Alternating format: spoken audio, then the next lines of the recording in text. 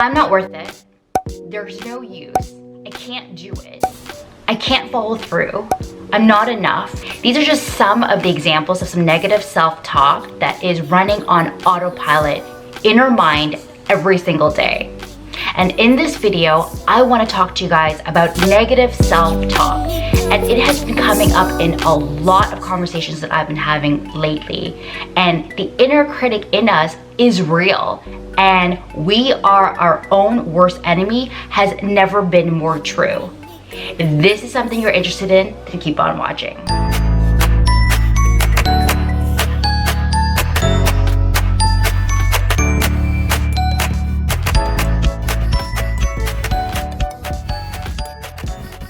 Hey everyone, and welcome back to my channel. My name is Jeannie Aegis, your self-care coach.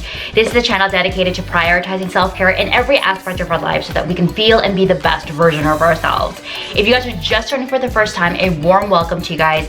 I post weekly videos all about prioritizing self-care, and as a health and wellness coach, I don't only focus on physical activity and our body and nutrition. I also focus about having a positive mindset. And in this video in particular, I want to talk about negative self-talk and how to banish our inner critic. We all have this. Yes, that's right. We are not alone in this. And life is already inherently filled with a lot of obstacles that are outside of control, such as the circumstances that we're born into, the unforeseen events, and also the emergencies that we're unprepared for. So why is it that our negative thoughts make it even worse for us? We really need to give ourselves a break. And I want to share with you guys 4 tips that I use to help banish my negative self-talk and inner critic. Even the most confident person and the person that has a perfect life on the outside deals with their inner critic as well. And in today's video, I'm going to share these 4 tips with you guys. So if this is something you're interested in, then be sure to stick around. All right, so tip number 1 is to acknowledge it. It's not good enough just to ignore it. We need to be able to confront it, and as uncomfortable as it may be, we can't move on from it meaningfully unless we acknowledge it. We need to remember that when we succumb to our negative thoughts and we go down a negative spiral, that we need to remind ourselves that this is just a thought, that it is not real, and then we can move on from it. The next tip might sound very easy, and it's something that I bring up in a lot of my videos, and that is just to breathe. Breathing can help us distress, and oftentimes when our heart rate is going up, it helps to decrease it and make us feel more relaxed and calm. Now, when negative self-talk pops up, it's often because of some fear of failure, or they're overwhelmed, or they're coming out of some sort of exhaustion. So it's important during this time to remember to breathe. And when you're feeling your increased heart rate go up and you start to get nervous, it's important to just pause and breathe.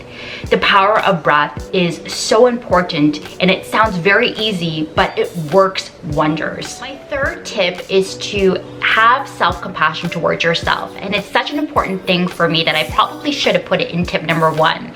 And a lot of things that we do in our life is tied to self-compassion.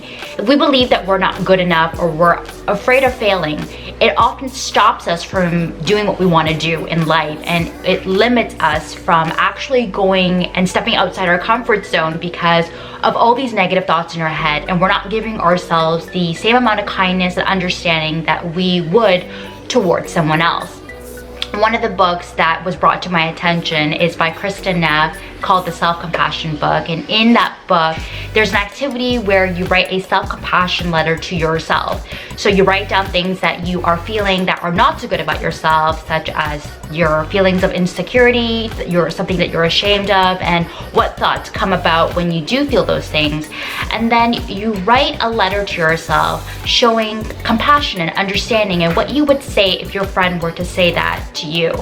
When a friend comes to you and tells you that they feel like they are a failure, you wouldn't tell them, yes, you're right, you are a failure. You would tell them encouraging words and show them self-compassion. So why wouldn't we do the same thing toward ourselves as well? So I believe that self-compassion is something that we all need to work on. And when we do recognize that we should be more kind to ourselves, we will start to step out of our comfort zone, and we will start to do things and reach higher because we believe in ourselves, and really what we believe in is what will happen. Now, my last tip for you guys is to discover what the root cause of why you're feeling the insecurities and the self-doubt that may be creeping through your mind. For me, as a brief example, I grew up in an Asian culture that tends to focus more on the flaws and imperfections than about boasting or giving me words of encouragement that might lead me to be a bit more confident. Now, this is something that I battled all throughout me being young, and it's something that I tend to focus on right now because a lot of self-talk really limits our belief in terms of what we can and cannot do. So if we recognize it and find ways to combat it, we are then able to step out of our comfort zone and start doing things and not be so fearful of failure. So for you, it might be something similar, or whatever it may be. It's important to identify what the root causes are so that you can confront it and know that you are the way that you are and you have these negative thoughts because of maybe expectations from others or standards, or other people reflect their insecurities onto you and therefore it rubs off on you, or it could be a childhood thing. It's really important to recognize what the root causes are, because then you're able to see that it's all in your head and that these are thoughts that come up because of an external factor that has nothing to do with your abilities and your capabilities, your strengths, your innate skills. And then that way you can feel more comfortable about moving on and going forward with what you actually want to do. All right, to sum it up, the 4 tips that I recommend to combat negative self-talk is to acknowledge it, to breathe, to show self-compassion towards yourself, and lastly, to identify the root cause of why you're thinking the way that you're thinking. It's really important to understand that this is all work in progress, and you're not going to wake up tomorrow and all of a sudden not have any negative self-talk, but it's really important to exercise these 4 tips so that we can work towards silencing them, so that we don't have limiting beliefs, so that we don't fear failing, because we're all trying to work toward perfection. But hey, guess what? There's no such thing as perfection, and that flaws and failure is all part of life, and you're always going to be learning from everything that you're doing. But the first step is to actually do, and don't limit yourself because of the negative self-talk.